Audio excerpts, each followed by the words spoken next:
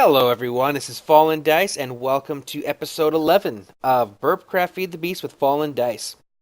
So we're back inside here. I got lot of work to do today in here. Got some anchors set up and we have power. Let there be power. This thing is full right now, 2 million and what the... That's weird. I think it's a glitch. There we go. As I said, there was lava in here before. Yeah. So I still have stuff left over inside of these. So we've pretty much come to a point where it's barely taking anything to keep this filled. I only need to run 2 of these engines to keep it when this was pumped, when all of these were being powered. So even right now I could probably even go less, down to 1 engine. Alright, MFSU over here being powered off of our generators, our geothermals. And as you can see, at the most, maybe 4 of them are running at a time. They all have lava in them. They just not all needing to be used because it's pretty much maxed out. And right now I'm using it to run 2 compressors and 2 macerators, all with 5 overclockers in them. So it's taking up a bit of energy, but this is more than keeping up with them. And yeah, so my plans for the B-powered base definitely gonna work, and especially at the extreme size that I plan on doing with it. So this should be interesting. So anyway, what we got going here now is a nice or sandstone generator. Got plenty of chests for it to fill up, and of course insertion pipes. So once the chest's full, it bypasses it. Eventually goes out a void pipe. This prevents us from destroying the server. So how this works? This is a Burpcraft item. It's a cobblestone generator. I think there's other cobblestone generators out there, and if not, you can always make your own cobblestone generators. But it takes a cobblestone, feeds them over into here, macerates the cobblestone into sand. That then is pumped out over here into a compressor, compresses the sand into sandstone, and then puts it in our chest over here. So pretty easy setup. If you don't have access to this or whatever, you can always just take cobble, put them in a bunch of hoppers above your macerator, and it's a little more manual, but you can still do all right with that. So, with that being said, I'm not going to be able to really touch this side of the room yet here, but I want to get back to, first off, straightening up the inside of here. Because right now this doesn't look as epic as it should because all these, odd angles sticking out and torches and stuff. So what we're going to do is I'm going to go and level the walls off. So all the walls are going to be straight. So, basically this all the way across. Then we'll do the same on each one of these levels. And then we're going to take a couple of our redstone energy cells and hook them up to some fillers with a bunch of sandstone in the thing inside of them. And we'll put the markers on the corners, and we'll go ahead and fill in the floors for the rest of these levels as well. Then I'm going to take another filler, and down the middle I'm going to leave a gap, because that's part of what my plan is to have like a straight drop in the center here that goes down, so you'll be able to see up to the different floors. But we'll get to that when we get to that. So for now, I'm going to go over here, like I said. I'm going to start fixing up the walls and the floor. And when I get that finished, I will be back and we'll start moving ahead with something maybe a little more technical. Alright, so we're starting to get a little progress going in here. I've added in all of my floors and touched up the walls a bit, so I think it actually looks a lot better in here. I do kind of like this open area that I've got going up the center. So even from the bottom, you can kind of look up and see all the way to the top. It's got a sort of a pillar look. I may make this floor the same as the other floors. Because one thing I did notice is I'm going to have torches all over the floor here. And I'm not a big fan of that. Up here, all I got to do is go down, and where I've got torches, put in a hole. Well, try not to take out the floor below it. Drop the torch, cap it back up. And then I don't have to worry about lighting the area up here. Fortunately, with only a one thick floor, I can't do that down here. And in addition, where I'm running my fiber cables here, I had to put a cover over the top because I can't use the facades over these. And I didn't want them to stick out like that because I just think that looks kind of tacky.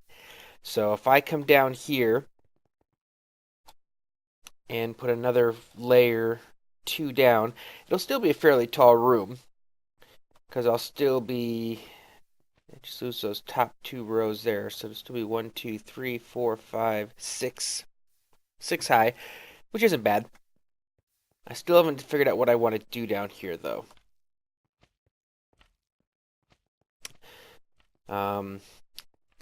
I still may put in some type of mob drop or something down here, or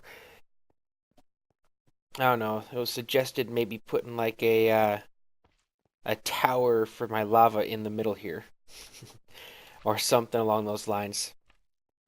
Still thinking about it, but yeah, I think I am. So that's what I'm gonna do next. I'm gonna go ahead and increase this floor here, because that's the other thing too. You can see under here where I've got all my IC2 cable, my fiber cable.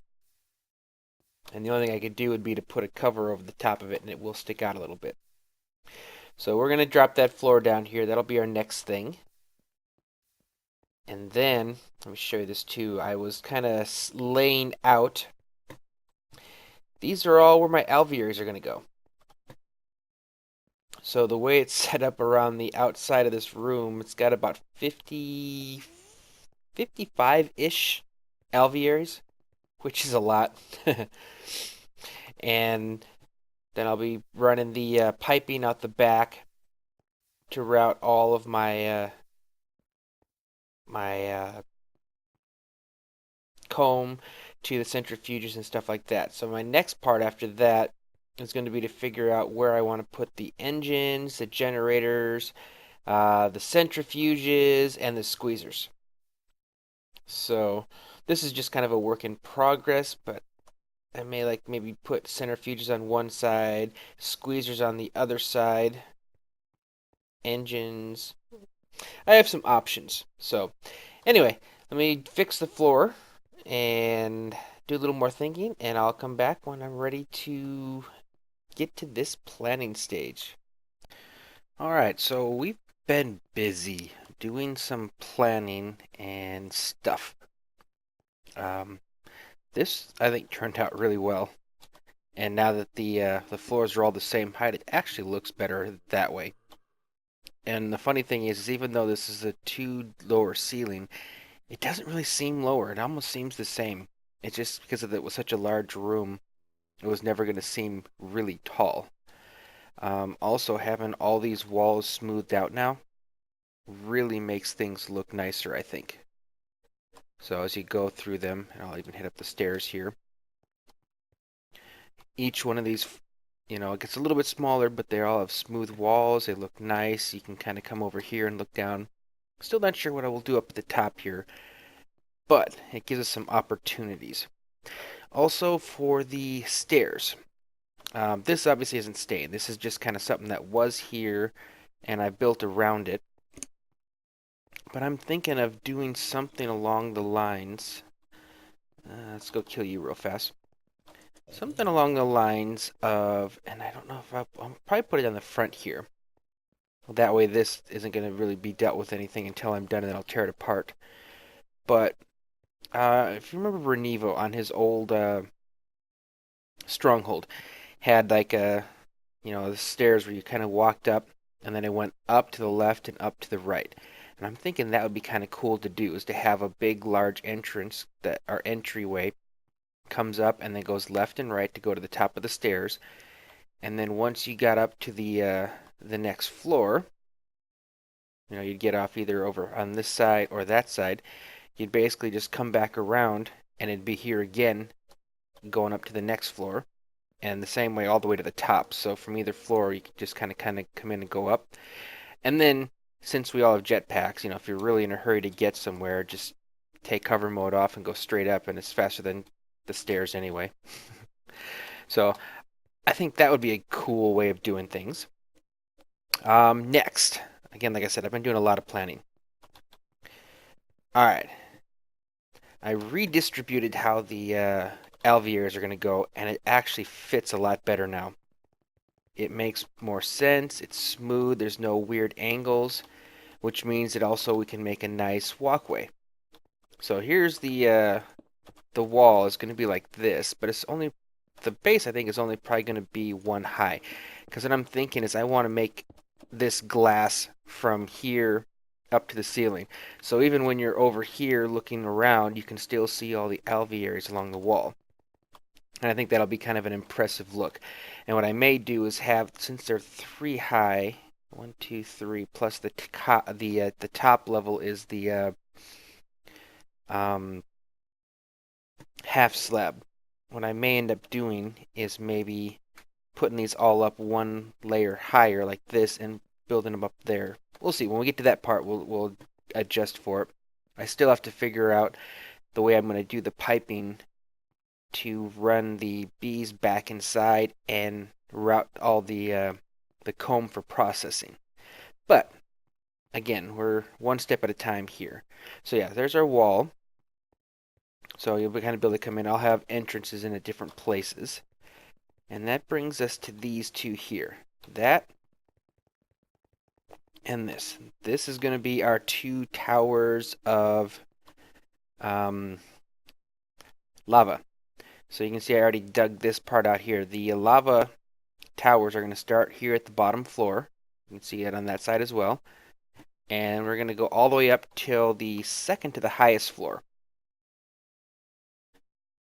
See, like around here. Over on this side, I had to move it a little bit to get where I wanted to. And all the way up to this floor here. Any higher, and it'd be sticking outside the pyramid, because this is the actual wall right there. So at this point, I think it was like 29 blocks high. So we'll have to make 4 stages of it. And what I'll do is I'll make the stages in between the floors. So all you'll ever see on any of these is just the glass and not the actual bases, because the bases will be inset into the floor. And then, of course, they'll be feeding into each other, so it'll start at the bottom, but it'll fill all the way up to the top. Now, we're going to be using Tesseracts. I don't know if I'd mentioned it before, and I'm not sure why I forgot all about Tesseracts, but yes, Tesseracts are good. So, here's my plan for setting things up. Squeezers first. This is going to be my squeezer row. So it's going to be 4 deep in sections of 8, just like what's over here.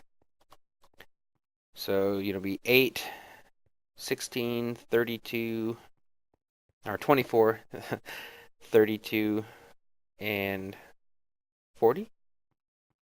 3, 4, 5, yep, 40. Okay. So and that should be more than enough squeezers, because I was really doing well over here. And if I need to, I can always add an extra one here or here, an extra row, and you're talking an extra 8 for each, or 1, 2, 3, 4, 10. So an extra 10 each row I go out there. So, and then here's going to be our Tesseract. So over here, how you see them all feeding in, it's going to feed to the back. And then right here in the back, it's going to feed into a liquid Tesseract. These are all going to be set to the same frequency. Well, I should say actually half will be. Half will go to this side. Half will go to that side. Although maybe it... I have an odd number. Uh, we'll make it work. Eventually, I'm hoping these things will be full, and then all this is going to be doing is topping it off. Um, and of course, I have to find out, like, once it's filled, I'll probably have to put like a liquid insertion pipe. Do they make those? I'm curious. Hmm. I'll have to look into that, find out what we do. Like, if these things get full and the Tesseracts are trying to send stuff, where is it going to send it to? Because I have to have some kind of overflow kill area. Maybe if I just attach a liquid void pipe at the input of the tops of these, once it fills up, maybe it'll just automatically go in there. But anyway, these are all going to feed in to the tops of the towers, all the way up top there.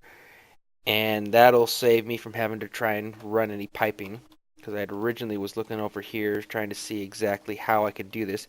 Where the stone covers are, that's the block that's facing the outside, so I can't remove that any of those blocks here, or once I got up top I wouldn't be able to move those, so it had to kind of come in and then go up. But with Tesseracts, I don't have to do that anymore. So at the moment I have this set up for a manual feed, just like over there.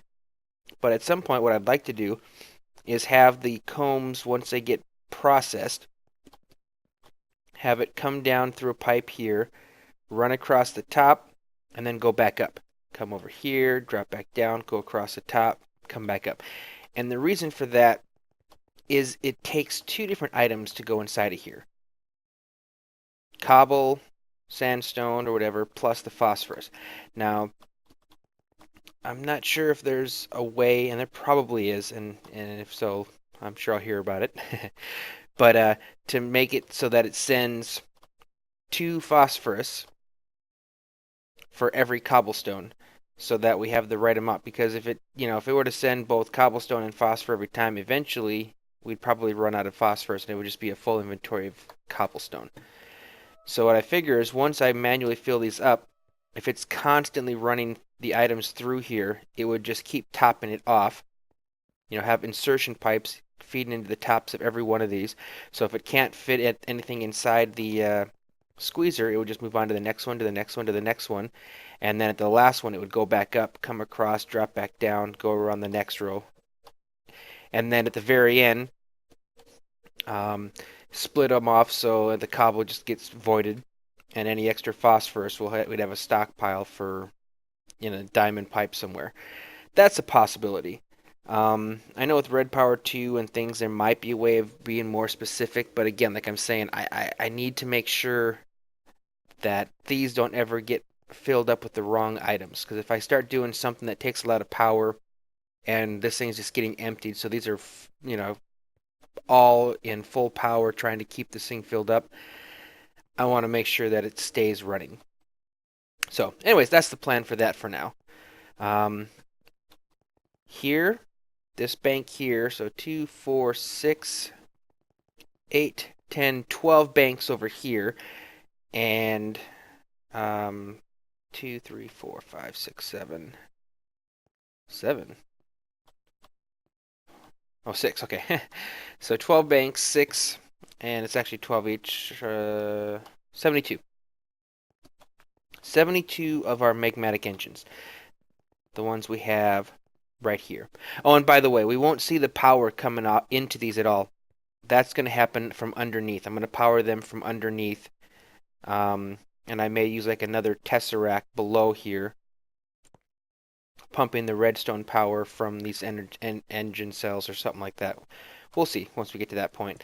But so yeah, so over here and over here, magmatic engines, and these will be grouped together. So this here will be the liquid Tesseract, which will be pumping lava from this tower here in here and then fill in these engines. Same with this one and this one, and the same on the other side. So each group of 12 engines will have one Tesseract pumping lava from the tanks, and it's kind of why I'm going for the extra large tanks. So I'll have room for lots of Tesseracts outputs to go over here. Make sure I have enough lava going through. And I'll play around with that. I don't know how many different ones I'll need, different frequencies, but again, so they'll be pumping into the engines here. And then the power will be coming up from there and feeding into here. And this will be an energy tesseract. So all the power from here will get fed over to a power room, which I haven't designed yet. Again, baby steps. And I know there's a pretty steep loss of power using the energy tesseracts, but it was that or a maze of piping running around feeding in, and I'd rather keep this room as uncluttered as possible. So yes, this will be energy tesseracts output feeding into wherever we're going to be putting our ginormous string of redstone cells to store all the energy. And then plus, of course, with this amount, when we need it, there'll be quite a bit available. Since this will be on a send only, all of these will be send only.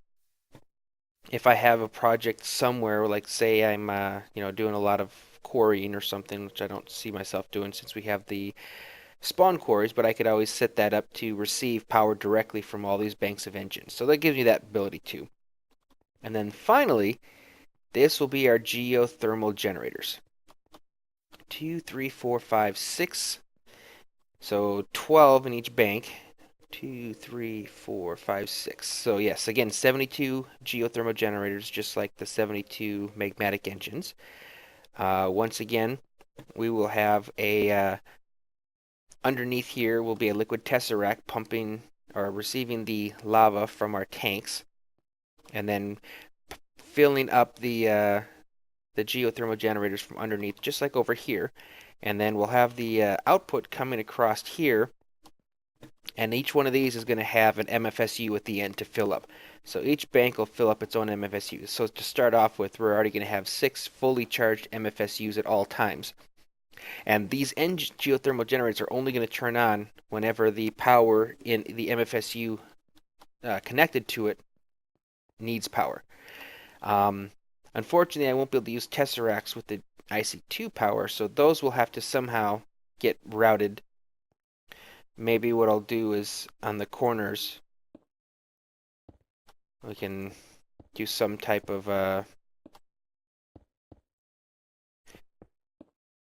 something like, we'll figure something somewhere. We'll be able to run up our fiber cables in a unsightly or in a way that's not unsightly. Again, I want it uncluttered as possible, but we'll have those being routed once again to the same room where the tesseracts are pumping the Buildcraft power, and then we'll have some more banks of MFSUs storing power, and maybe it'll need to go down, because I haven't shown you that yet. Honestly, I don't think I have. Or I mentioned it, but I think when I went down there that first time, all it did was went into this, which used to be my elevator up. This is underneath, and this all used to be flat. Like I had leveled this off with IC2 construction foam. Unfortunately, when the MC edit process happened, it didn't bring the construction foam with it. So I'm actually going to have to go through here and redo this. But this was always intended to be where I was going to run my power and everything else to all the other buildings in my base.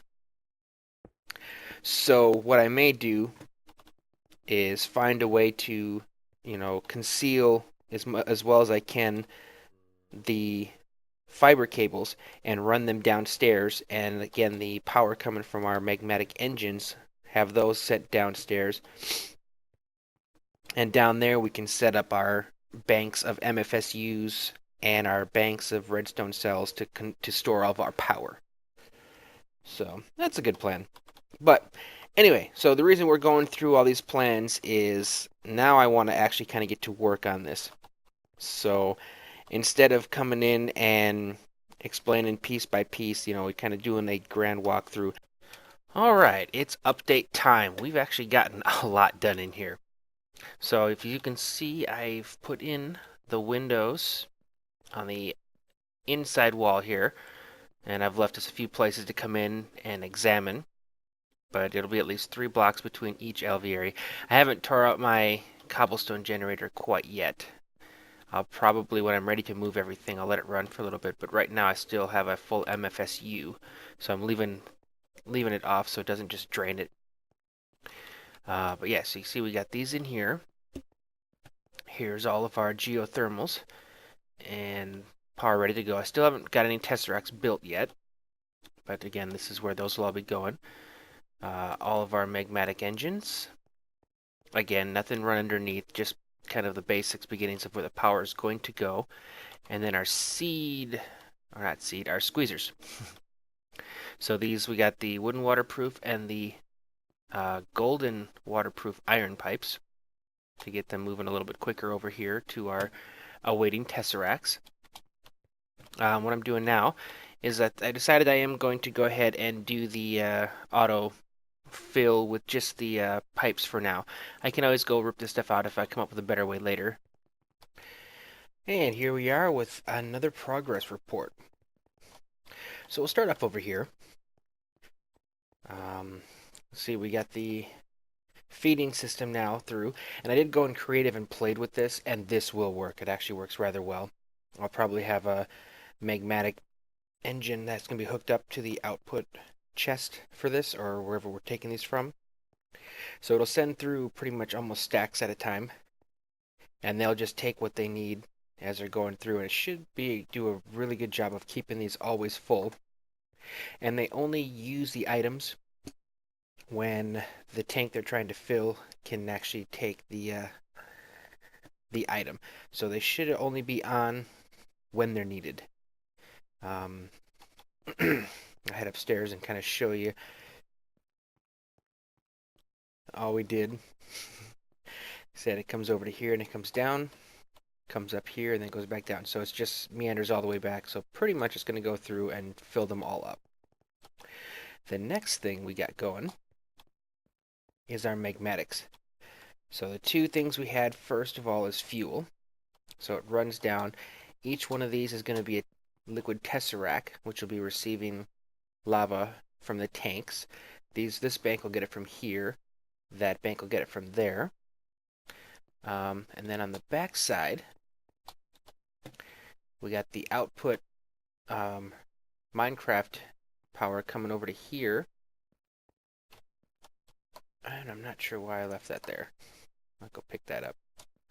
Alright. And it ends here. That one comes through and ends there, and this one goes here. So what I'm going to have is a redstone or Buildcraft power Tesseract, energy Tesseract, taking all this and then sending it upstairs to whichever area we decide to use for our energy storage. Now I haven't decided if I want to do it up here or go a little higher yet, or even maybe at all the way at the top, because seeing as we're using Tesseracts, we can pretty much put it anywhere. Wait a minute, no, never mind. I already know where we're putting it. We're putting it down here underground. That's right. Okay.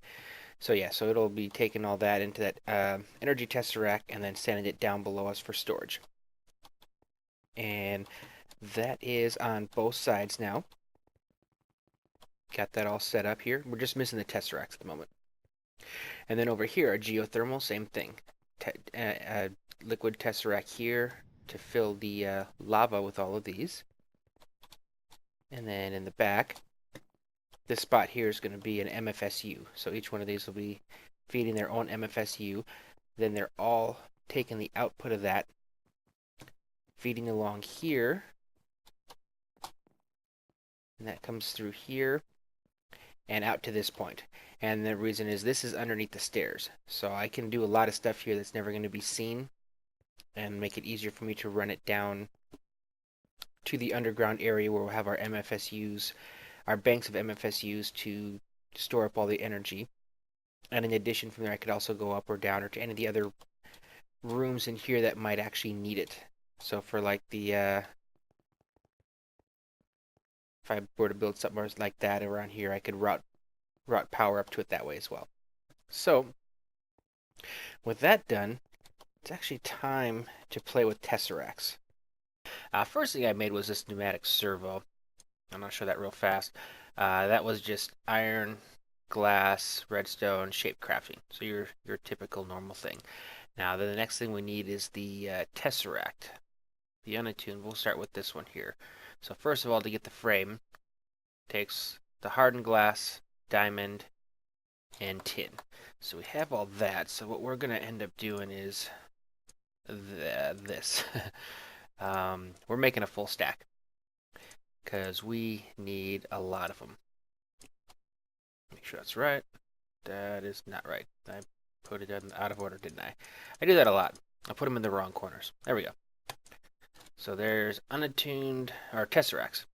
Now the unattuned one comes from taking and putting it in a liquid transponder with molten ender. So luckily we have 2 of those. Oops. There we go. And this one's got molten redstone. There we go. This one's got it right. Oops. Okay, it's going. It's just going to take a little bit. So, okay, you're full. And there's plenty of them in here. So, it's just going to be a matter of time while we let this thing fill up. Once we do, both the liquid tesseract is going to use that and our energy tesseract as well. So, the only thing other than that is copper, silver, and tin will give us our liquids. And then for the energy one, it's electrum, silver, lead, and this redstone conductance coil. So that one was pretty easy. Just like before, only it's got the electrum ingot around the redstone. Electrum ingot comes from this electrum blend. It gets really deep in these things. I was making a ton of this electrum blend for my magmatic engines, but that comes from silver and gold dust. Combine those, you get the electrum blend. Actually, no, I wasn't using that. I was using the ferrous for some. Lots of combinations of things. But this one is gold and silver combined will give you the electrum blend. And then you just go ahead and smelt that, and that'll give you the electrum ingot. And then that brings us over to here. Silver and lead come normally. And then, again, that will give us our conductance coil. So, again, this is just going to take me a little while here while this goes through. We already got a few. Got 4. So, and looks like we already have a couple of these. And some electrum ingot. Nice. Okay, so anyways, I'm going to go ahead and do the rest of this off camera. Once I'm completely stocked up and ready to go, I will meet you back at the cavern and we'll go ahead and install some of these. Alright, so here we are. Going to start with 9. 9 for now sounds good. Alrighty. Now, first thing we want is the output going up. So what I think we want to do, I want to have everything going down. Now I did some looking into the tesseracts as well, and the cool thing is they have private and public. Now, as far as public goes, there's a lot of stuff because our entire storage system is run on tesseracts. But for private, it's a whole separate set of frequencies, which means I can do whatever I want. So, here's what we're going to do. These are all going to be the same thing. So when we click it, it comes up with this. Now, all of these, you can see, these are the liquids that are currently in for public. We don't want public, we want private. Owner only. Now, this is send only. I don't ever want stuff coming in. So, send only, public, liquid frequency 1. And we're going to call this lava source.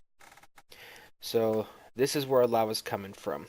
We are creating it, and by hitting the plus button, I move to save the frequency down here. So now I can go to all these ones now, and it's going to be here, and I can just click it, and it automatically puts it in. Hit the check mark, sets frequency. So this tesseract here now is set to send on frequency 1, which is lava source. And the reason why I'm doing lava source is because the lava that we're going to be powering the engines from I don't want coming from here. It's going to come from probably one we'll call lava tank. But now I come over here, click it again. As soon as I go to owner only, there's my lava source. Send only, done. So I'm going to go through and do these real fast, and then I'll come back on the next step. Okay, those are all done. Now our next set of lava tesseracts are going to go down here. So now we're connected into the gold waterproof pipes going into our magmatic engines. So this is going to be receive only. And we need a new frequency. So we're going to call this one lava tank. So save it down here. So right now, receive only from lava tank, which means that's going to be coming from here. And actually, hold on. We need to change this to tank 1. Alrighty. And tank 2. Actually, it's going to be more than that. I was trying to think as I was playing around, and I know that quite a bit of lava can come out of one tesseract. It's usually the bottleneck was the piping. But when we made our tanks, the bottom down there has, I believe, 9 outputs on the bottom of this tank. So technically, we can fill it all from here, and that's the thing too, is I need to actually split this as well. I'm glad I thought of this now, because half of these are going to fill one, half are going to fill the other. So technically, you're... Oh, good grief. Okay. I'm going to redo these. So this is going to be source 2. Okay. Lava source 2. And then same with this one.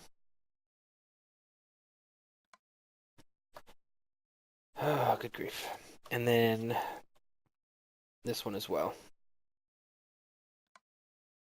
Alright, so those 3 are feeding that side tank. And then over here, let's change this now to lava source 1. Alright, there we go. And did that automatically change in these? It did. Okay, we'll save it again anyway, just to be safe. Okay, so now half of our lava is going to go to that tank, half to the other, which is what I wanted. Okay, now we come over here. 2, 3, 4, 5, 6.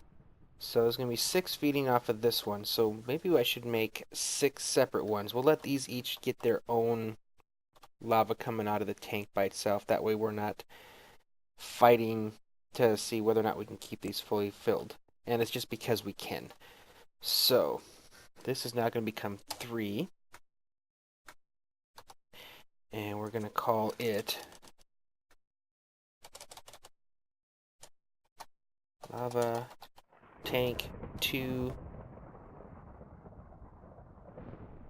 / R2 number 1. See if it lets me do that. It does. Okay, so lava tank 2 number 1. And then this one here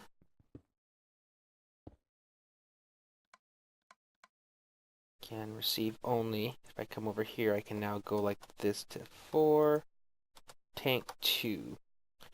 So frequency number 4 is lava tank 2 number 2. There we go. And we'll do that down the line. Alright, so we are ready to get to the next stage in this. And I'm going to use this to kind of demonstrate. So what we're going to do here, this is going to be owner only. And this is definitely receive only. We're going to go with tank 1 Where is it? Tank 1-1. And that's going to be the first one we do down there. And that's so we can show the lava being flowing through here. Alright, so stick you there. Now we need our crescent hammer. And first off, we're going to open this up. And then flip our switch. Whoops. Keep forgetting that that actually turns the switch. Okay, we flip the switch. And now we are sending lava down to our liquid tesseract. But if you look, there's still nothing coming down the center. Got to go into here and name this. So now we're going to go to here. You are going to be send only. And we're going to call you Lava Tank 1.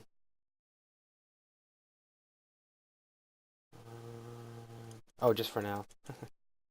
Yes, Lava Tank 1-1. There we go. Set frequency. Now we come up here.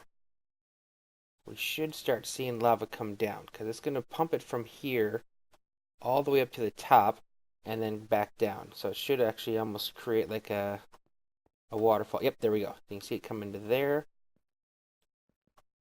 And for some reason, it's not coming down here. If you look here, the hole where I'm at right now, I'm at the 3rd block in. But when we go up, you see that I'm actually at the 4th block there. We're offset by 1 block, and somehow in the mathematics of everything, I had this. Maybe it was because it was even numbers in the building or odd numbers. I don't know.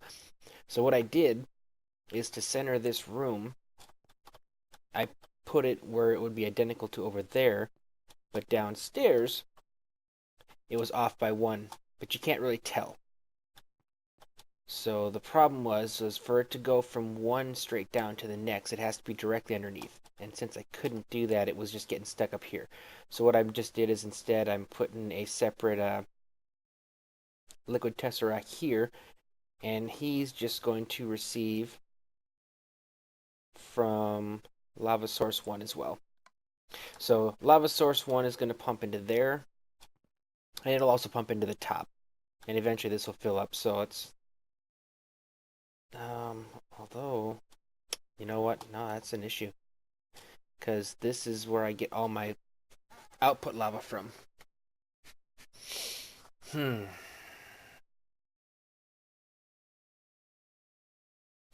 That is a problem. Alright, let me think about this. Dang it. I wonder if I put a second hole or a tank valve like over here and then pumped it down over to here or pumped it over to a separate one, I could basically fool it and send it from here into a tesseract, which just sends it right back to here and goes down. That'll work. Okay, let me do that real fast. I'll be right back. Alright, so hopefully this should work now. Yep, there we go. So it's going to basically pump everything until we're empty here. And slowly... No, it's not. Why are you not going down? Where are you coming from? I have this set to lava gap. Lava gap.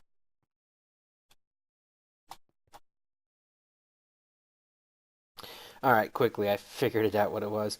I had still had a valve above this, so it was sending the lava from here right back up in the circuit. Once I took that out,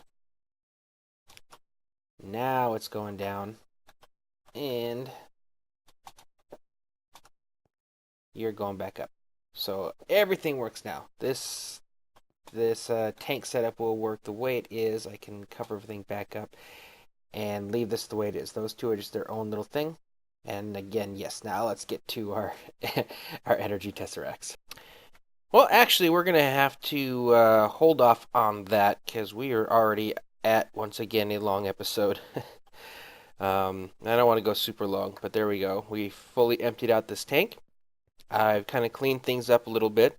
So basically, on this next episode, we'll dive straight into our energy tesseracts, and we'll head downstairs, and I can show you what I did downstairs real fast here before we get off. And I'm looking forward to the new NEI. It's got the ability to actually show you where you have spawnable mob areas. But this is the area below the pyramid, and I went through and I basically hand placed blocks to make this a floor again. So here's where we're going to be putting all of our storage devices for our Buildcraft power and IC2 power. So that'll all be down here. And I'm probably just going to get rid of this whole layer of grass because it's not needed and it gives me a little bit extra headroom. But, yep, so we'll do that. Let's head back up here. Actually, we got to eat again. Once more. So yeah, we'll fix the floor up, install our energy tesseracts to send in our IC2 power, Buildcraft power. And then we'll route the fiber cable downstairs to install our MFSUs. And then in addition, we need to start working on bees. Right now I have a few queens, but in no way do I have 50 queens. And I don't even have 50 princesses right now. So I'm also going to need to go on a hunt. I won't do that on camera though.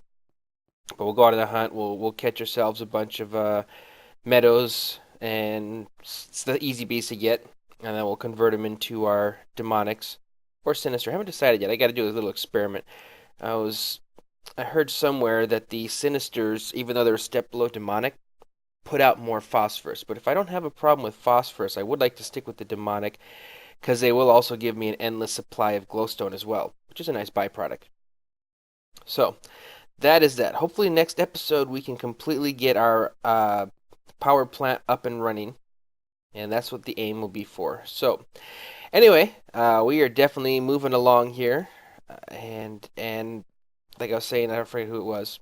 I have the ability to go out quite a few more to add more banks of engines, and then it's just as simple as extending the gold liquid tank to put lava in, and the oh man, I'm having a difficult time with names today.